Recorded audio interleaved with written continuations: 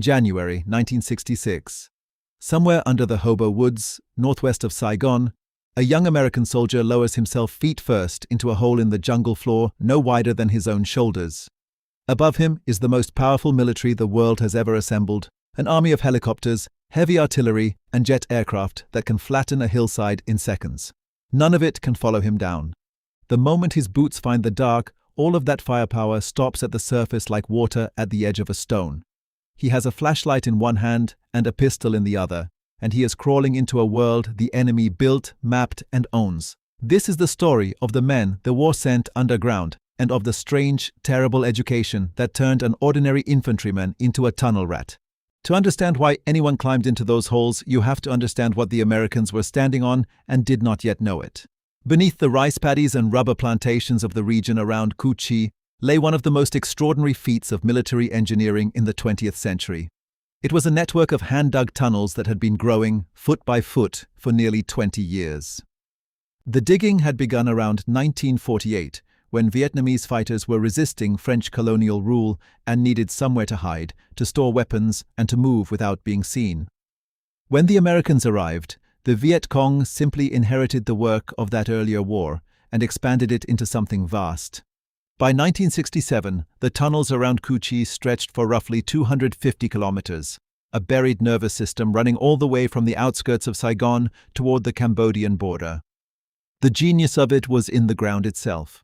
The soil there was laterite clay, soft and easy to cut when it was damp, but drying to something close to brick once it was exposed to air. That meant the tunnels could hold their shape without timber supports, and it meant they could shrug off the shock of bombs and shellfire that would have collapsed looser earth. The tunnels ran on several levels, one below the other.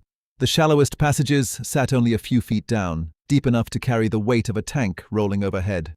Below them were living levels, and below those, sometimes as far as 30 feet beneath the surface, lay the deepest chambers, safe from all but a direct hit by the heaviest ordnance.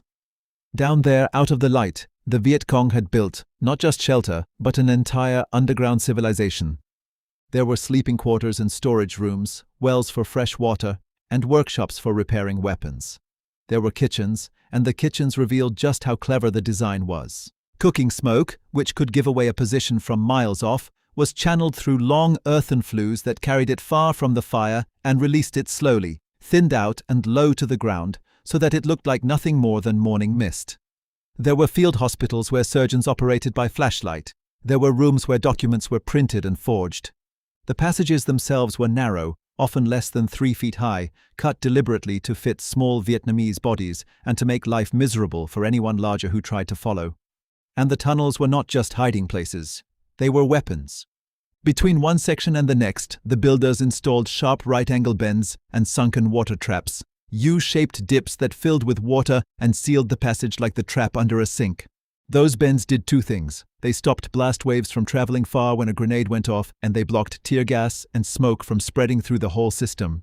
They also meant that a man crawling forward could never see more than a few feet ahead. Around every corner there might be nothing, or there might be someone waiting in the black who had been waiting for hours, who knew the ground perfectly, and who would hear the intruder long before the intruder heard him.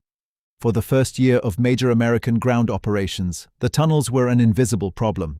Soldiers would sweep an area, declare it clear, and move on, never realizing that an entire enemy garrison lay resting a few feet below their boots. That illusion began to break in January of 1966, during a large operation called Crimp. It was, at the time, the biggest search and destroy action of the war, with something like 8,000 troops thrown into the Hobo Woods to find and destroy a Viet Cong headquarters believed to be hiding there. Among the units were the American 1st Infantry Division and 173rd Airborne Brigade, and alongside them, a battalion of Australians, the 1st Battalion of the Royal Australian Regiment. What the troops found was baffling. They would take fire from an enemy who then simply vanished. They would search a village and find nothing, and then men would be shot from behind, from ground they had already crossed. Slowly the truth surfaced. The enemy was underneath them. And once that was understood, someone had to go down and see. The first men to systematically explore the tunnels rather than simply seal them shut were not Americans, but Australian engineers, the men of the 3rd Field Troop, Royal Australian Engineers, led by a young captain named Sandy McGregor. They lowered themselves into the darkness with torches and pistols and began to crawl, mapping as they went, dragging back everything they found. Over several days, they recovered a stunning haul, including weapons, ammunition, medical supplies, and more than 100,000 documents, a genuine intelligence treasure. When MacGregor later described his men to the press, he called them his ferrets, small determined animals that go down holes after their quarry. An American reporter, unfamiliar with the word, wrote down rats instead. The name stuck, and a legend was accidentally christened. From then on, the men who went underground were tunnel rats. The role never became a formal job with its own school and its own badge. There was no division of tunnel rats, no official assignment that stamped the title onto a man's record. It was something in between, an ad hoc specialty made up of volunteers and improvised teams, and that word, volunteer, matters. You could not be ordered into a tunnel. The work asked too much of a man's nerve for that. Someone had to be willing to raise his hand. The men who did raise their hands tended to share a few things. Almost all of them were small.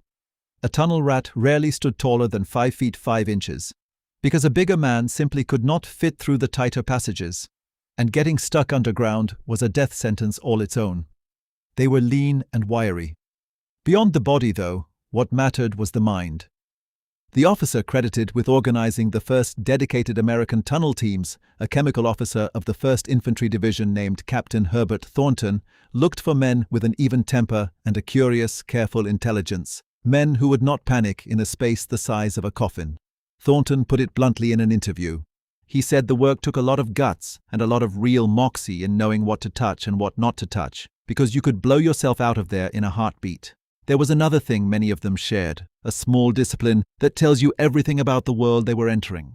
A lot of tunnel rats gave up alcohol, tobacco, chewing gum, and aftershave, not out of virtue, but out of survival.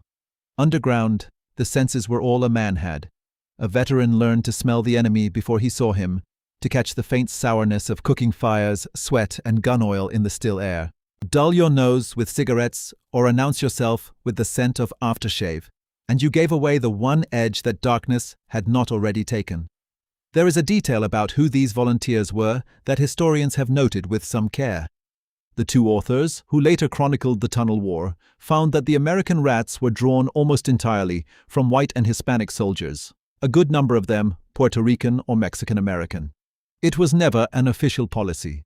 It grew instead out of the plain arithmetic of the work, which favored the smallest and leanest men, and out of who was willing to step forward at all. What bound them together was not background, but temperament, a strange steadiness that let a man go back down tomorrow into the thing that had frightened him half to death today. For all the fame the tunnel rats would later earn, there were never very many of them. By one veteran's account, there were at most around 120 of them in the country at any given time, and only something like 700 men served in the role across the entire war, from 1965 to 1972. The National Museum of the United States Army puts the number of Army tunnel rats even lower, at around 100. A tiny brotherhood then, carrying a wildly outsized share of the war's raw fear. The first lesson the war taught about the tunnels was a lesson in humility, and the Americans learned it the hard way at Cu Chi. In early 1966, the United States 25th Infantry Division built a large base camp in the area.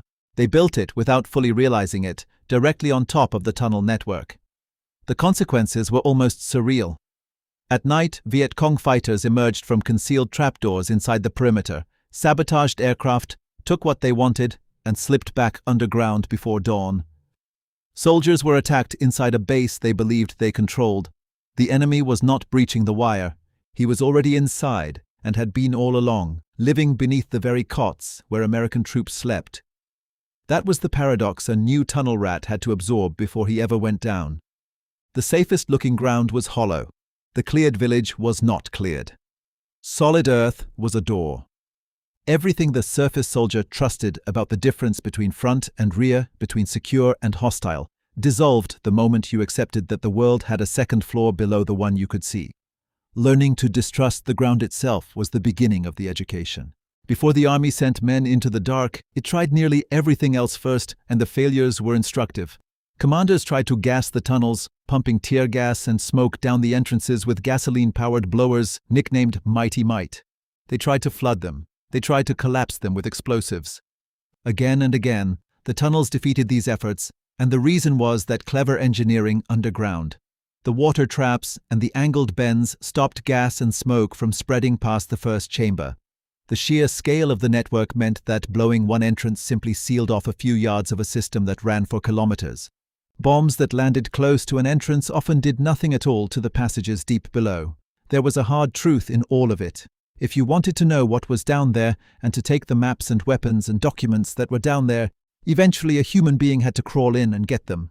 Finding a way in was an art in itself. The entrances were so small and so well hidden that a patrol could crisscross a field for an hour and never spot the single square of ground that lifted away on a concealed frame. Sometimes a scout dog caught the scent of the enemy on the air and froze, and that was the only warning that a hole was near.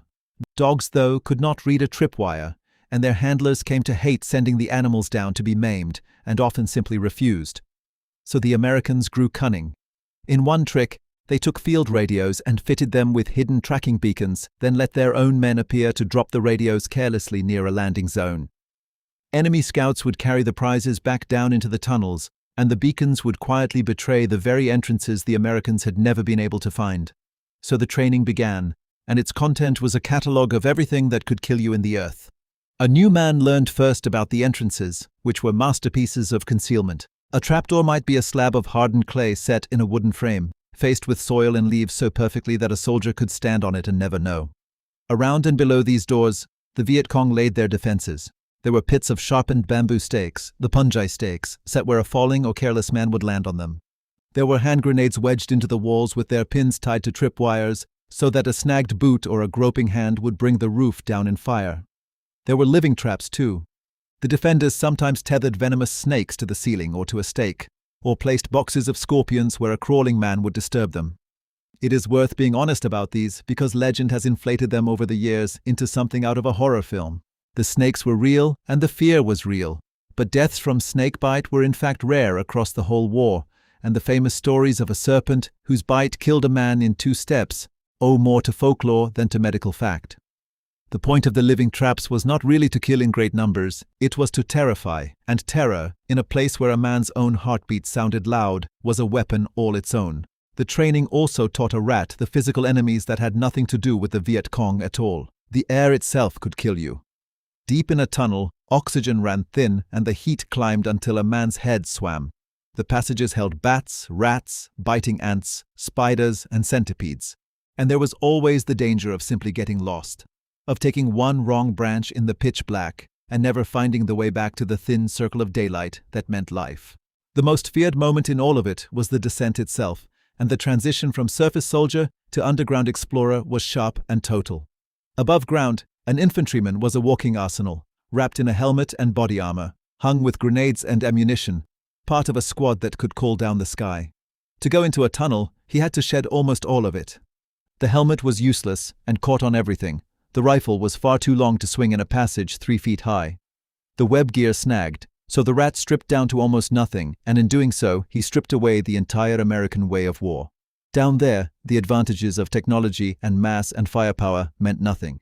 It was one small man, alone, in the dark, with a knife and a pistol and a light, matched against an enemy who had every advantage of ground and knowledge and patience. The cost of learning these lessons badly was paid early, and it gave the tunnel rats their first martyr.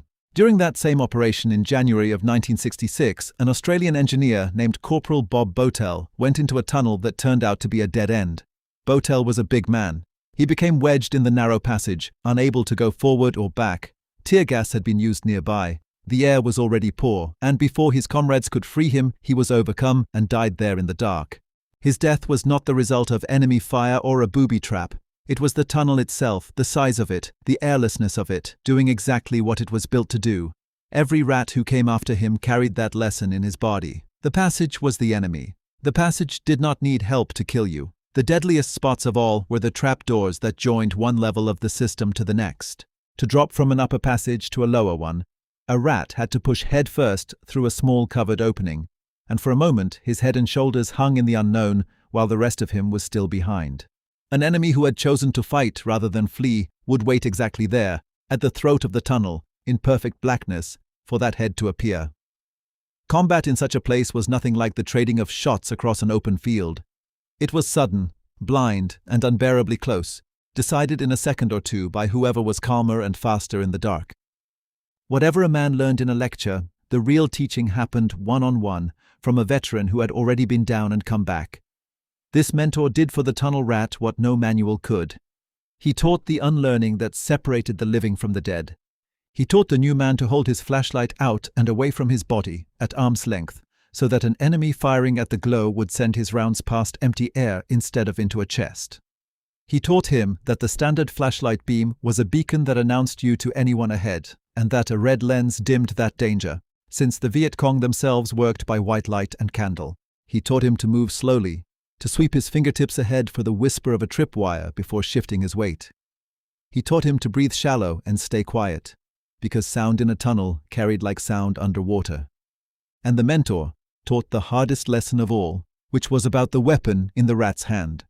The standard sidearm was the heavy .45 caliber pistol, and it was a beast to fire underground. In that sealed clay tube, the muzzle blast was a physical blow. The report could leave a man deaf for critical seconds, and the flash could blind him in the dark just when his eyes were the only thing keeping him alive. Firing your own pistol could rob you of sight and hearing at the exact instant you needed them most.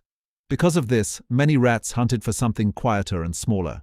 Some carried .38 caliber revolvers. The Army's own research laboratories experimented with silenced .38 revolvers and special kits built just for tunnel work, complete with a suppressor and a headlamp. Contemporary reporting from 1966 described one team going down with .22 caliber pistols precisely because the big .45 would shatter their eardrums at close range. And more than a few rats decided the wisest weapon of all was the knife, silent and certain, which never jammed and never gave away a position with noise or flash. The teaching went beyond gear into a whole philosophy of how to behave in the earth, and the veterans who shaped it became legends within the Brotherhood. One of the most famous was a sergeant of the 1st Infantry Division named Robert Batten, known to everyone as Batman. He was so effective and so feared by the enemy that he is remembered as the only enlisted man to appear on a Viet Cong most wanted list otherwise filled with generals. Batten and men like him hammered home a set of rules paid for in blood. There was no rank underground, they said, meaning that once a man went down, the officer above ground did not command what happened in the dark. The man crawling made the decisions because only he could feel the ground. And there was a rule about shooting: never fire more than a few rounds before reloading, so that you were never caught with an empty weapon while an enemy rushed you out of the black. The veterans also taught the quiet system that kept a team alive as a team. A rat never truly worked alone, even when he was the only man in the passage. The men went in one at a time and spaced well apart, so that a single grenade could never catch more than one of them. At least one soldier always stayed at the mouth of the tunnel, holding the link to the surface. Often, a partner above ground paid out a communication line and tracked the crawlers every turn, sketching a rough map of the buried world from the direction of a muffled voice. And there was a small mercy of a ritual for coming home.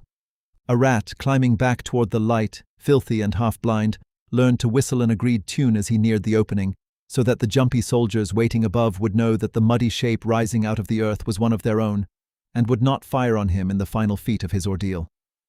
There were other men whose names deserved to survive. A Cuban immigrant named Pedro Rejo Ruiz became so skilled and so willing that he was called the Human Probe, and he became a United States citizen while recovering from wounds, then went back down. A lieutenant named Jack Flowers commanded a tunnel team and carried the radio call sign Rat 6, a name that later became the title of his own account of the war. These were not comic book heroes. They were mostly quiet, careful, small-statured men who had found in the least survivable job of the war something they could do.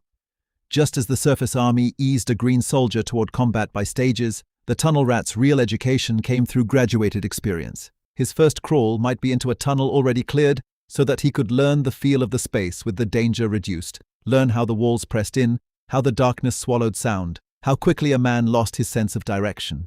He learned to read the air. A draft on the face meant another opening somewhere ahead.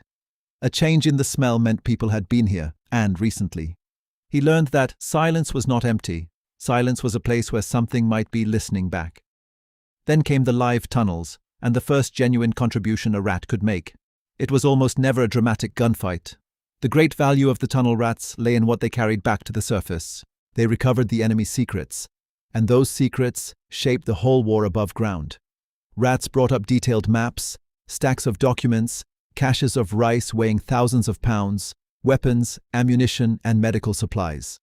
One tunnel yielded thousands of pounds of rice, another opened into rooms full of printing presses and cameras and film. In one remarkable case in 1970, rats uncovered an underground Viet Cong intelligence center that had been quietly intercepting and decoding American radio traffic from 2 full divisions. A single small man crawling through the mud could hand his commanders a clearer picture of the enemy than 100 sweeps of the surface ever would. His small role connected directly to the largest strategy of the war. American commanders believed in firepower and information, in knowing where the enemy was and then bringing overwhelming force to bear. But in the tunnels, all that machinery came down to one man's hands and eyes. The rat was the single point where the American way of war could actually reach into the enemy's hidden world. Everything above, the aircraft, the artillery, the divisions, waited on what he found below. The discipline that kept a rat alive was thrown into sharp relief by what happened to men who lacked it, and every veteran had seen carelessness kill. The tunnels punished haste and noise without mercy. A man who hurried, who let his light swing wide, who fired his pistol at a shadow and blinded himself, who forgot to feel for the wire, did not usually get a second mistake. The lesson traveled through the Brotherhood the way such lessons always do, by story and by absence, by the name of a man who went down and did not come up. Fear in the tunnels was not weakness. Fear was information. The rat who stopped being afraid was the rat who stopped paying attention, and the one who stopped paying attention was already halfway to dead. The Americans had a name for what the tunnels did to a man's mind, and it was a good one. They called it the Black Echo. It was the particular horror of that place, the total darkness pressing on the eyes, the weight of the earth overhead, the sound of your own breathing and pulse magnified until they filled the world, the certainty that you were sharing the passage with someone you could not see. Jack Flowers, the man called Rat 6, described how a rat had to control and direct his fear, how every movement was made with infinite care, how the senses sharpened until he swore he could hear his own heart beating, and how he could smell another human being waiting in the dark ahead. Another early rat said simply that down there he felt more fear than he had ever come close to feeling before or since. Acceptance into this strange fraternity, like survival itself, came in pieces rather than in a single triumphant moment. It came the first time a man crawled a live tunnel end to end and came out the far side into daylight. It came when a veteran trusted him to go first. It came in the shared unspoken understanding among men who had all felt the Black Echo and had all gone back anyway. And over it all hung the same clock that governed every American in Vietnam, the fixed tour of 365 days. A tunnel rat, like every other soldier, was not fighting to conquer the country. He was counting down a year, one crawl at a time, trying to reach the day he could go home. Every man around him was counting too. There is an irony in the whole story that deserves to be spoken plainly, because it is the heart of what these men endured. For all their courage, for all the intelligence they dragged up out of the earth, the tunnels themselves were never truly beaten. In January of 1967, the United States launched Operation Cedar Falls, an enormous assault on the region known as the Iron Triangle, throwing some 30,000 American and South Vietnamese troops against the area. They found and destroyed hundreds of tunnels and bunkers. They hauled away thousands of tons of rice and stacks of captured documents. It was, on paper, a crushing blow. And yet the Viet Cong simply did what the tunnels were built to let them do. They slipped away, some across the border into Cambodia, and many others down into the deeper passages, waiting in the dark until the storm passed and the Americans left. Within a short time, they had reoccupied the ground. The network survived gassing and flooding and dynamite. It survived years of bombing, and only in the last years of the American War, when heavy bombers began dropping delayed fuse bombs that buried themselves deep before exploding, were large sections of it finally wrecked. By then, the United States was already withdrawing. The tunnels had done their work. From these very areas, from this buried world around Cu Chi, the Viet Cong helped stage the sweeping Tet Offensive of 1968 that stunned the American public and changed the course of the war. The two British authors who later wrote the definitive account of this underground war, having interviewed the fighters on both sides, described the Cu Chi district as the most bombed, shelled, gassed, defoliated, and generally devastated area in the history of warfare. And still, beneath all that devastation, the tunnels held. So what, in the end, was a tunnel rat? He was not the hero of the war films. He won no decisive battle in the dark and captured no ground that stayed captured. He was a small, ordinary man who volunteered for the one job almost no one else could face, and who mastered it not through firepower, but through the opposite, through stillness, patience, silence, and the steady management of a fear that never fully went away. His skill was subtraction. He set down the helmet, the rifle, the armor, the whole roaring machine of the American military, and went into the earth carrying almost nothing but his nerve. He learned to trust his nose over his eyes, his fingertips over his flashlight, and the quiet counsel of the man who had gone down before him over any order shouted from the surface. The enemy understood what these men were, even if their own side sometimes did not. The fighters who lived in the tunnels regarded the rats as among the finest soldiers the Americans had. And there is a story, often repeated, of a mortally wounded American colonel who said before he died that he would like to meet the men who went into those holes, because he could not imagine the courage it took. Whether every word of that story is exact hardly matters. It captures a truth that the record confirms. Going down was the hardest thing the war asked of anyone, and a few hundred men did it again and again until their year was up. Today the tunnels are quiet, and they belong to Vietnam. Parts of the Cu Chi network have been preserved as a memorial and open to visitors, and nearly 2 million people a year now travel out from Ho Chi Minh City to see them. Some sections have been carefully widened so that larger modern tourists can shuffle a short way through in the electric light, feeling for a few claustrophobic minutes a pale shadow of what those men felt in the dark, with no light at all and someone waiting ahead. The digging that began in a war against the French that outlasted the largest army on earth has ended as a monument. And the men who once crawled into that blackness with a pistol, a knife, and a flashlight have mostly grown old or passed on, carrying to the end a set of memories that few of them ever cared to describe, from the 1 year of their lives they spent as the smallest, loneliest, and most frightened point of the entire American war.